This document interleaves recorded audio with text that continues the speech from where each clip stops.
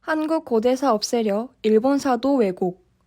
고기들이 머리로 군선을 받쳐주어 신라를 정벌했다는 신공 여인은 놀랍게도 서기 157년 신라군에 쫓겨 일본으로 달아난 무녀와 똑같아. 신공은 쿠데타의 주인공. 일본의 지배층은 묘한 인물들이다. 이들 지배자들의 앞잡이로 침략 사관을 만들어낸 일본 역사학자들도 한국에 대해서는 무슨 한이라도 맺혀있는 듯한 희한한 사람들이다. 한국의 고대 역사를 저들의 역사처럼 생각하고 또 그렇게 분석하려는 노력을 아끼지 않고 있으니 언제인가는 그 뿌리도 철저히 우리가 케어내야 할 것이다. 기막힌 일은 그들이 한국의 고대사를 없애기 위해 일본의 역사마저 왜곡하고 있다는 사실이다. 일본의 고대 역사는 한반도에서 건너간 정복자들의 역사라고 해도 과장이 아니다. 그러나 일본 사학자들은 이를 은폐하기 위해 역사를 날조하기 시작했고 급기야는 신공을 내세워 대한 침략의 구실, 즉 실지의 회복처럼 조선 침략을 정당화하려 했던 것이다. 우선 일본 서기에 수수께끼의 여인으로 등장하는 신공을 어떻게 왜곡 분식하여 남의 나라의 역사는 물론 그들의 역사마저 조작, 말살했는가를 추적해보는 것도 흥미있는 일일 것이다. 신공은 남편 중해를 밀살하고 집권한 이른바 쿠데타의 주인공이다. 신공, 즉 기장 조키는 24세 때 2명의 아내와 3명의 아들을 가진 중해에게 시집을 간다. 당시 신공이 처녀로 초혼을 했는지 그 여부는 알 수 없다. 단지 흥미있는 것은 결혼한 기장 조키가 별동대를 이끌고 중해와는 다른 길로 정벌의 길에 나선다는 것이다. 그녀가 별도의 군대를 거느리고 있다는 사실은 수수께끼를 풀어가는데 어떤 실마리를 줄 것 같다. 결혼 6개월 만에 와카, 지금의 산고현 지방을 토평하던 기장 조키는 바다에서 여의주를 얻었다고 한다. 여의주는 원하는 대로 만사를 이룰 수 있다는 영묘한 구슬이다. 혈문 풍포궁에서 중해와 동거하던 기장 조키는 또다시 중해와는 달리 다른 군선으로 동해로부터 강진을 쳐 북구주로 쳐들어간다. 강일궁에서의 중해와 기장 조키의 금슬이 어떠했는지는 정확히 알 수 없다. 그러나 대신 문의 숭례와 기장 조키의 관계가 석연치 않다. 웅습국의 정벌을 싸고 중해와 기장 조키는 의견 대립을 보이고 결국 중해는 검은고를 뜯다가 갑자기 죽고 만다. 중해의 시신은 문해가 비밀리에 처리하고 장례도 치르지 않은 채 이들은 신라 정벌에 나선 것으로 일본 서기는 기술하고 있다. 여의주를 가진 여인, 천황인 남편을 암살한 여인이 왜 남편의 장례도 못 치르고 신라 정벌부터 서둘렀을까? 해풍이 밀어주고 바닷속의 고기들이 떠올라 군선들을 머리로 받쳐주어 문득 신라에 닿았다는 기장 조키의 신라 정벌은 정말 역사적인 사실일까? 기장 조키, 일본의 천황이 된 신공의 실체를 추적한 재미있는 연구가 있다. 비르백제와 일본의 국가기원은 신공의 정체를 소상히 분석하며 그녀가 왜 남편의 장례도 치르기 전에 신라 정벌 운운하는 역사를 남겼는가 그 의문을 극명하게 풀어주고 있다. 일본 서기에 나오는 천황 중에는 3명의 여자가 끼어 있다. 세이코, 사이메이, 지토 천황이 그들이다. 그런데 일본 최초의 여황인 신공은 일본 서기와 고사기에 신공 황후로만 등재되어 있을 뿐 천황이라는 칭호가 주어지지 않고 있다. 그러나 일본의 고대 기록인 히타치국, 세스국, 하리마국 풍토기에서는 신공도 천황으로 호칭하고 있다. 이것 또한 이상한 일이 아닌가? 서기 2세기에 등장하여 3세기에 맹활약하는 신공은 일본 서기의 기록상 연대에도 의문점을 남기고 있다. 일본 서기에는 신공이 61년간 재위한 것으로 되어 있다. 그러나 그녀가 접촉하는 신라나 백제, 중국과의 기록을 대조하면 서기 4세기의 인물이 되고 만다. 2세기 후반에 등장하여 4세기의 역사에까지 등장하는 신공. 일본 역사학자들도 이 같은 기록의 불합리성을 인정한다. 그러나 그들은 그냥 내버려두지 않고 학물이라는 너울로 또다시 구구한 변명을 늘어놓고 있다. 수수께끼 풀어줄 칠지도. 일본 역사학자들의 이 같은 강변을 여지없이 파괴할 수 있는 물증이 일본 나라연의 석상신궁에 있는 칠지도이다. 한일 고대사의 신비를 풀어줄 귀중한 역사적 유물인 것이다. 일본 석상신궁에 보존되어 있는 칠지도에는 고맙게도 찬란한 금상갑으로 글자가 새겨져 있다. 61자의 명문이 있는 것이다. 보는 바와 같이 일부의 글자는 흔적만 있을 뿐이다. 따라서 학자들 사이에 해독을 놓고 끊이지 않는 논란이 일고 있다. 필자는 지난해 일본의 석상신궁에 찾아가 칠지도의 실물을 볼 기회가 있었다.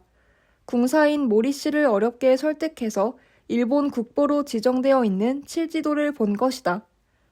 글자는 금으로 음각하여 지금도 선명하게 드러나 있었다. 그러나 분명히 비어있는 자리에는 사람이 억지로 글자를 긁어낸 것 같은 흔적이 뚜렷했다. 이러한 생각은 필자만이 아니라 동행했던 김성호, 이석호 씨, 작가 최인호 씨도 같은 의견을 보였다. 석상신궁을 찾아간 날은 보슬비가 내리고 있었다. 비 내리는 날 금속의 유물을 본다는 것은 불가능한 일이기 때문에 우리 일행은 칠지도를 볼 수 있으리라고는 기대하지도 않았다. 우리의 예상대로 궁사는 친절히 맞아주면서도 습기가 많은 날이라 칠지도를 내놓기가 어렵다고 정중히 거절했다.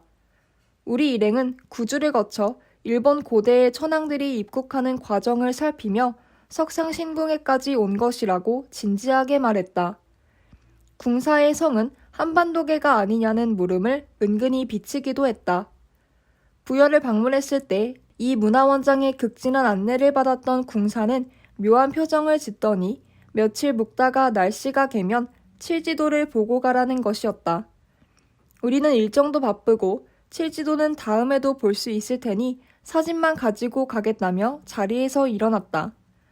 작별하려는 듯 뒤따라 나오던 궁사는 조금만 기다려보라면서 아랫사람들을 불렀다.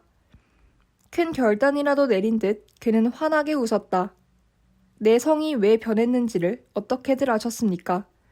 그는 되물으며 신궁 본전으로 우리를 안내했다. 물로 입안을 씻어내고 손을 닦게 한 궁사는 우리 앞에 칠지도를 가져왔다. 그의 이 같은 호의는 감사했지만 우리 일행이 분명히 확인한 것은 칠지도가 확실히 누군가에 의해 교란되었었다는 사실이었다. 그런 생각은 네 사람 모두 동시에 느꼈고 하마터면 큰 소리로 우리의 느낌을 발설할 뻔했었다. 일본의 이른바 명치 유신 때 석상신궁의 신비는 깨어졌다. 어용학자가 궁사로 내려와 석상신궁의 성역을 파헤쳤고 급기야는 칠지도의 발견을 공표하며 그 명문들을 역사 조작의 자료로 삼은 것이다. 그때 어용학자 궁사에게 당한 아픔을 모리 궁사는 지금도 생각하고 있던 것일까? 어쨌든 이런 사연으로 필자는 칠지도의 실물을 볼 수 있었고 일본인들 일부가 스스로도 은연중에 내비치는 옛 백제에 대한 향수 같은 것을 간파할 수 있었다. 과연 한일 고대사에 끈적끈적하게 매달려 있는 신비는 무엇일까? 침략하면서 일선 동조론을 고안할 수 있게 한 그 밑바탕에는 어떤 사실이 숨겨 있고 고대의 한국은 어떤 위치에 있었는가? 석상신궁에서 발행한 도록은 태땡의 땡은 화, 조백연땡의 땡에서는 쇠근변을 찾아냈고 땡땡 백병은 세와 변, 백제 땡세에서는 왕자를, 마지막 땡땡땡세는 전시 땡세로 나타났다고 밝히고 있다. 때문에 학자들에 따라서는 땡땡땡땡 작 이외에는 나름대로 해독하고 있다. 하지만 판독 글자와 학자마다의 해석은 다르다. 의공공을 의복공으로 보기도 한다. 칠지도의 금자상간 명문의 해석은 여러 가지가 있으므로 일단 뒤로 미루고 이 모형의 칼과 신공의 관계부터 먼저 보자. 일본 서기의 신공 52년에 다음과 같은 기사가 나온다. 신공 52년 백제의 사자인 구씨는 외에 천흥 장언을 대동하고 신공에게 칠지도와 칠자경 등의 중보를 선물하면서 신궁의 서쪽에는 공나 철산에서 발원하는 강물이 있고 이곳까지의 거리는 7일 일정으로 빠듯하다. 그곳에서 물을 마시면 산처를 쉽게 찾을 수 있으며 만일 왜가 철산지를 찾아내면 이것을 영구히 조차해주겠다. 고 말했다는 내용이다. 신공을 중국선 히미코 호칭. 백제로부터 칠지도를 받은 신공 52년은 일본 서기의 일부 허구를 밝히는 귀중한 대목이 된다. 일본 서기도 그렇게 기술했듯이 신공, 즉 기장조키는 위지 외인전에 나오는 히미코와 동일 인물로 추정되고 있다. 위지는 히미코가 쿠데타로 집권했다고 기록하고 있다. 일본 서기에서 확인했듯 신공은 중해를 암살하고 신라 정벌에 나섰다고 한다. 그런데 중해와 히미코의 교체기에는 내란이 있었다고 외인전은 밝히고 있다. 일본의 고대 사서인 고사기에는 신공에 대한 또 다른 기록이 나오고 있다. 고사기는 신공을 한반도에서 건너간 천일창의 후손으로 쓰고 있다. 천일창 설화를 연구하고 있는 일본인 학자 산품 창영은 천일창의 아내인 난생녀와 같은 인물로 볼 수 있다면서 이렇게 설명했다. 적어도 고전 사료에서는 신공 전설은 천일창 전설과 지리적 분포가 대응하며 더욱 분포 경계가 일치한다. 그뿐 아니라 천일창의 편력 이야기는 신공 황후의 원정 사화와도 일치한다. 따라서 신공은 천일창의 아내 난생녀와 같이 볼 수 있는 존재다. 그의 연구대로 신공을 난생녀로 본다면 신공은 천일창과 함께 한반도에서 건너간 여인이 된다. 또한 한반도에는 당시 일본으로 도망간 여인의 설화가 삼국유사에 기록되어 있는 것이다. 신라 동해에 살던 연호랑과 세오녀가 아달라왕 4년 신라의 1월 지정을 빼가지고 일본으로 망명하자 신라의 해와 달이 빛을 잃게 되었으며 이에 놀란 신라왕은 세오녀의 비단옷을 얻어다가 하늘에 제사하여 해와 달의 빛을 되찾았다고 한다. 이 기록은 지명과 그곳의 전설과도 맞아떨어지고 있어 신비감을 준다. 경상북도의 영일이 그 지명이며 영일 제천에서 유래된 이름이라고 삼국유사가 적고 있는 것이다. 이런 사건이 일어난 아달라왕 4년에는 간무령과 마사년을 설치했다는 기록이 삼국사기 신라 본기에 나온다. 경주 동쪽 구룡반도에 있는 영일군에는 동해면에 마산리가 있고 같은 지역인 월성군 간포면에는 간포가 있어 간물이 간포가 되지 않았나 추측할 수도 있다. 또한 동국여지 승람에는 이 전승지를 일월지라고 표현, 영일군 동해면 일월리로 지정하고 있다. 삼국유사의 전설과 삼국사기의 사건 기사, 동국여지 승람의 위치 지정이 같은 시기, 같은 장소로 일치되는 것은 흥미있는 사실이다.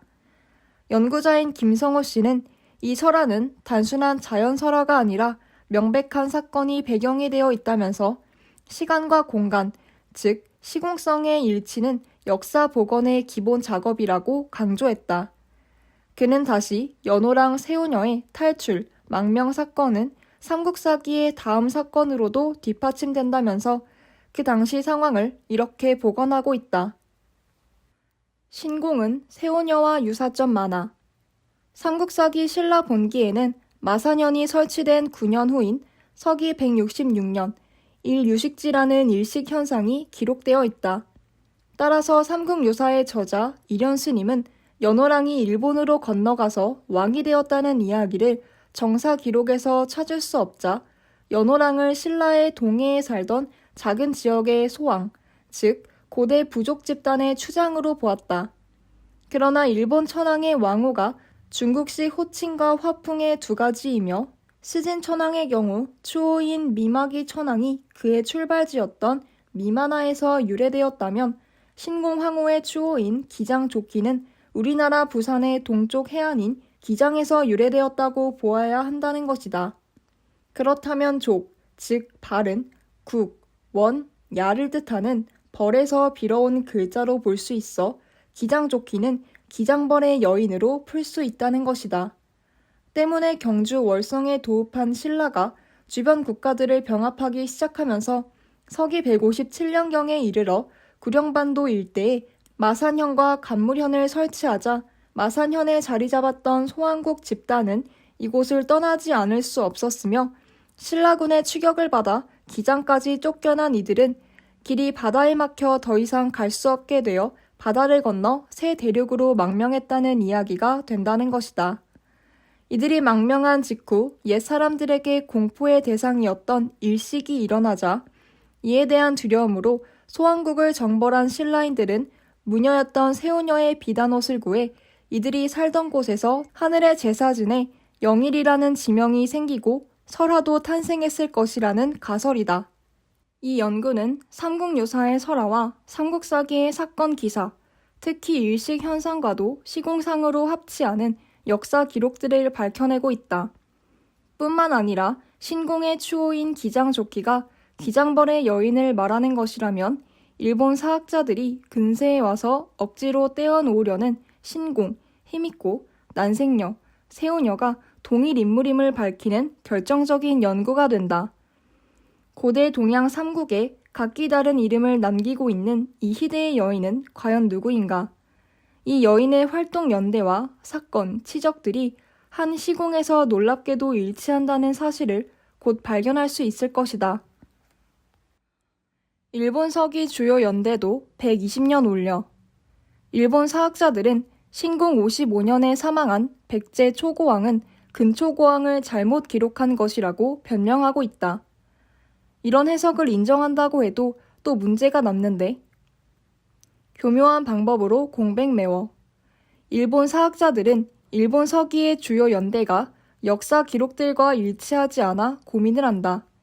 이러한 고민은 역사 해석에서 또 다른 교묘한 방법을 창출하여 그들의 역사마저 분식하고 만다. 신공의 기록도 일본 사학자들의 이 같은 교묘한 해석으로 얼버무려지고 있는 것이다.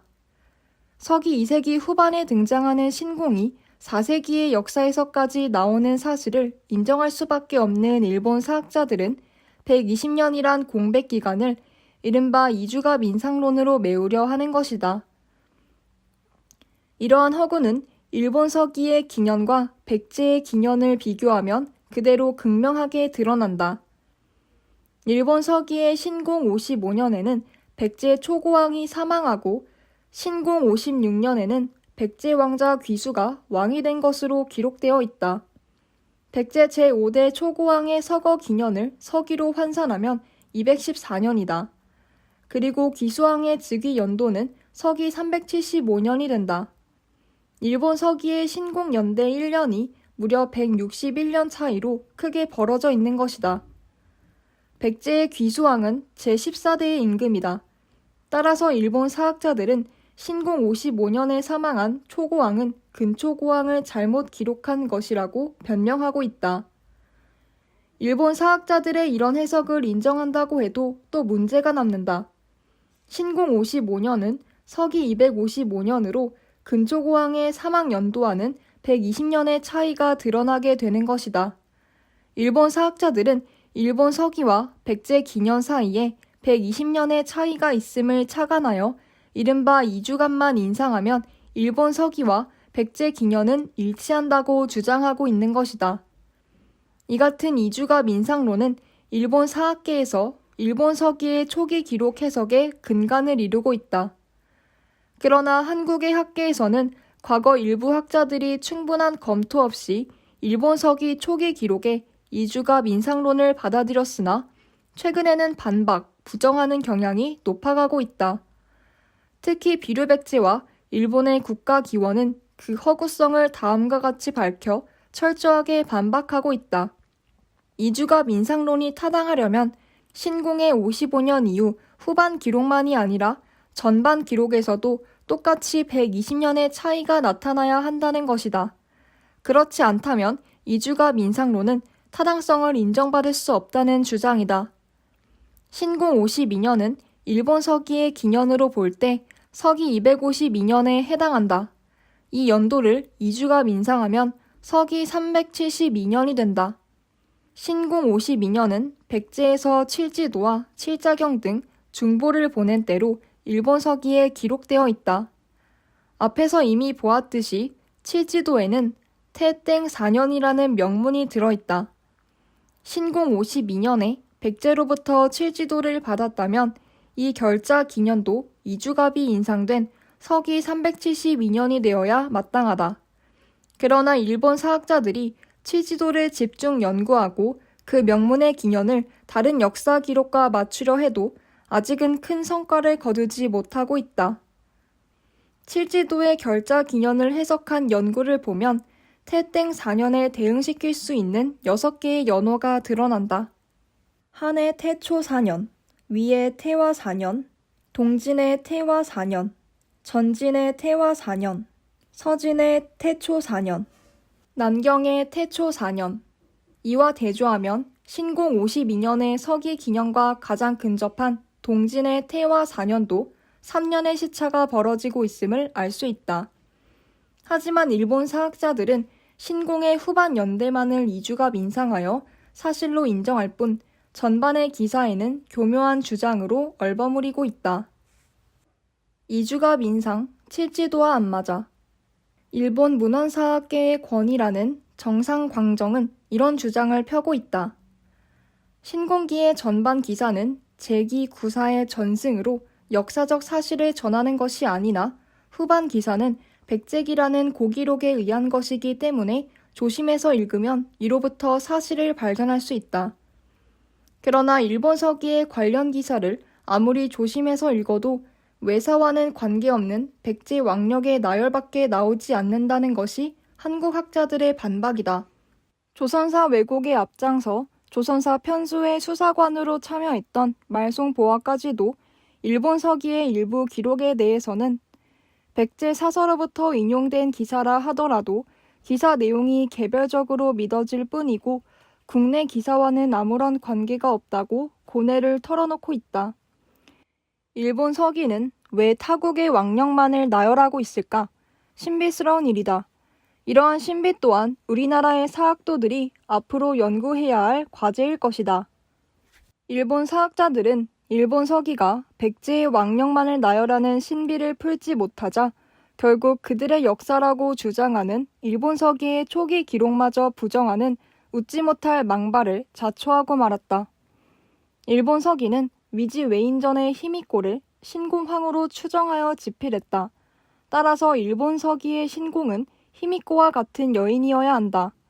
그러나 일본 사학자들의 이주가 민상론을 받아들이면 신공은 4세기의 여인이 되어 3세기의 히미코와는 다른 인물이 되고 만다. 이주가 민상론을 주장하는 일본 사학자들은 이런 곤경에서 헤어나기 위해 신공과 히미코를 별개의 인물로 보려 한다. 하지만 이 같은 주장은 일본 서기가 신공을 중국 기록 위지 외인전을 빌어 역사적 인물로 만든 것을 부정하는 결과를 빚고 만다. 역사 기록을 사실대로 두지 않고 왜곡하는 나라와 학자들에 대한 과보일까? 어쨌든 이러한 엇갈림은 일본 서기의 저자들이거나 근래 일본 사학자들 중에 어느 쪽이든 분명히 한쪽에서 역사를 왜곡하거나 그릇 해석하고 있음을 드러내주는 고소한 증거이기도 하다. 또한 이러한 의문은 어떻게 풀어야 할까? 히미코는 우리나라의 삼국사기와 중국의 위지에 드러나 역사적 인물이 되고 있으나 사만을 정벌했다는 신공은 한국이나 중국의 어느 문헌에도 기록을 남기지 않고 있으니 이는 어떻게 설명해야 할 것인가? 일본 사학자들은 이주가 민상론으로 신공이 히미코보다 100여 년이나 뒤진 허구의 인물이 되고 급기야는 위지의 외와 일본 서기의 일본도 같은 나라가 아닌 별개의 나라로 이원화하는 고통을 자생시켜 맛보고 있는 것이다. 비루 백제는 일본 사학자들이 이주가 민상론을 내세워 일방적으로 무시하고 있는 신공의 전반 기사 일본 서기를 동양 각국의 사설을 근거로 복원하여 신공의 후반 기사와 어느 쪽이 더 정당한 역사 해석인가를 질의하고 있다. 일본 서기의 저자들이 전제했던 히미코와 신공을 같은 여인으로 보면 히미코는 서기 3세기 전반 위와 수교한 인물이기 때문에 칠지도의 결자 기년인 태 4년은 위의 태화 4년으로 보아야 한다는 것이다. 신공 52년을 태화 4년, 즉 서기 230년으로 일치시키면 놀랍게도 여러 가지 역사 기록이 맞아떨어진다. 신공 52년을 서기 230년으로 볼 때 신공 원년은 서기 179년이 된다. 따라서 신공이 신라를 정벌했다는 즉위 전년은 서기 178년, 즉 중해가 암살당한 해가 된다. 일본 서기 초기 기록도 부정. 이 연도를 염두에 두고 삼국사기 신라 본기를 보면 아달라 왕 20년 외녀왕 히미코가 사신을 파견한 것으로 기록되어 있다. 여기서 히미코가 신라의 사신을 파견했다는 서기 173년과 신공이 신라를 정벌했다는 서기 178년 사이에는 5년이라는 시차가 생긴다. 이때 일본 서기는 납득하기 어려운 기록을 남기고 있다. 신공의 남편이던 중해가 9년 동안 재위했다면서도 편년 기사에는 원년 2년, 3년, 9년의 기록만이 적혀 있을 뿐이다. 중해 3년부터 사망연도인 9년까지의 6년 동안은 아무런 기사도 없는 공백인 것이다. 이 6년 동안은 히미코가 신라의 사신을 파견하고 신라를 정벌했다는 기간과 묘하게 일치한다. 이를 근거로 중해의 재위 연한 가운데 공백 기간을 빼면 중해의 말년은 서기 173년이 되고 만다. 사망 연도는 그 자신의 기록을 확인할 수 없으므로 후대의 일본 서기 저자들이 역사를 편술하며 조작한 것으로 볼 수 있을 것이다. 특히 암살당한 중해의 경우 그의 말년 기록은 신빙성이 더욱 없어지는 것이다. 암살자인 신공이 즉각 장례를 치르지도 않았고 사망 사건을 백성들에게 알리지도 않았으며 신라 정벌부터 서둘렀다는 것도 중해의 말년 기록을 믿을 수 없게 하는 것들이다. 이와 함께 신공이 임신 중이었다는 사실도 흥미롭다.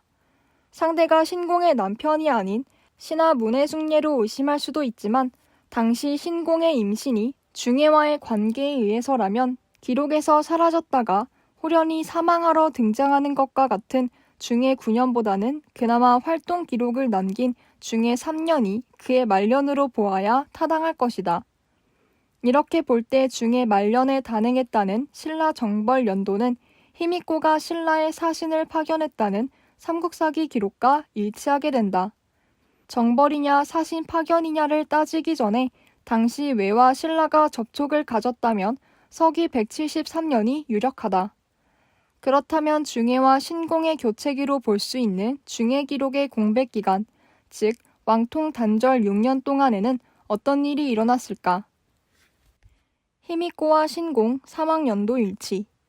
위지 외인전에는 중해와 신공의 교체기에 해당하는 이런 기사가 나와 있다. 외국도 원래부터 역시 남왕이 70에서 80년을 통치해 왔으나 외국에 난리가 나서 수년 동안 서로 싸우다가 히미코를 여왕으로 공립했다. 외인전은 남왕인 중해와 여왕인 신공의 왕권 교체기에 외국에 난리가 있었다고 기록하고 있다. 이 시기에 외국의 왕통 단절기가 있었음은 후한서 외전에도 나온다. 서로 싸우느라 수년 동안 주인이 없었다고 기록하고 있는 것이다. 이 밖에 중국의 양서 외전에도 외의 왕통 단절 기간이 올라 있어 속일 수 없는 사실이 되고 있다. 일본 서기와 양서, 후한서에서 외의 왕통 단절 기간을 추출하면 서기 2세기 중후반이 된다. 일본 서기 173에서 179년, 양서 외전, 서기 178에서 183년, 후한서 외전, 서기 147에서 189년. 일본 서기에서 추출한 왕통 단절 기간은 양서의 광화준과 거의 합치한다. 이는 일본인 학자 삼품 창녕의 연구에서도 드러나고 있다. 이를 종합하면 결국 일본 서기의 저자들이 왕통의 잔절을 은폐하기 위해 중해의 재위 기간을 4년에서 9년으로 연장했음을 그들의 저술 자체에서 스스로 드러내주고 있는 셈이다. 위지의 기록을 토대로 하면 중해가 사망한 때로부터 70에서 80년 전인 서기 100년경 외의 땅에 남자왕이 등장했음을 의미한다. 히미코와 신공의 사망 연도에는 어떤 합치점이 없는가도 살펴볼 문제다. 히미코의 사망 연도에 대해서 유런 명언, 상품 창영, 수야유 등 일본 학자들은 정시 8년에 여왕의 사신 제기 5월이 대방으로 출발했을 때까지 히미코는 살아 있었으나 대방 측의 장정이 외국 사신과 함께 귀국했을 때는 이미 죽었었기 때문에 그 사망 연도는 서기 247년일 수밖에 없다고 보고 있다. 이 주장은 정시중 히미꼬 사망이라는 중국 북사 왜곡전과도 합치한다. 그런데 신공은 제위 69년 만에 사망한다. 신공 52년을 서기 230년으로 보면 신공 69년은 서기 247년이 된다. 히미코와 신공의 사망 연도가 놀랍게도 일치하는 것이다. 위지에서 추정한 히미코의 사망 연도와 일본 서기에서 추적한 신공의 사망 연도가 일치한다는 것은 무엇을 의미하는가? 신공과 히미코는 일본 서기가 그렇게 서술했듯 별개의 인물이 아니라 한 여인임을 밝혀주는 결정적 증거인 것이다. 일본 사학자들이 오랜 연구 끝에 일본 서기를 합리적으로 해석했다는 강변을 뒤집고 일본의 고대 사학을 재편성하지 않으면 안 되게 궁지로 몰아넣는 연구가 바로 비류백제인 것이다. 일본 서기는 이 밖에도 많은 신비를 내포하고 있다. 위지는 히미코가 죽은 후 남자를 왕으로 바꿔 세우려 했으나 백성들이 불복, 큰 전란이 재발되어 히미코의 종려인 13사의 이려를 복립시켜 겨우 평정했다고 기록하고 있다. 복립은 무엇을 의미하는 것일까? 이려에 대한 기록은 중국 진나라 무제 때 나온다. 이려가 진나라에 조공했다는 기록이다. 진나라 무제 태초 2년의 조공 기록은 서기 266년에 해당한다. 이 사건 이후로는 한국이나 중국의 문헌에 야마대, 즉 외를 지칭하는 기록은 자취를 감추고 만다. 우리 기록과 중국 기록에 자주 나오던 외의 실체는 과연 무엇일까? 그리고 일본 서기는 백제기를 토대로 어떤 역사를 쓰려고 한 것일까? 일본이란 국호가 서기 8세기에야 겨우 등장하는 것을 보면 일본 서기는 하늘 고대사를 밝히는 수많은 수수께끼를 안고 있음이 분명하다.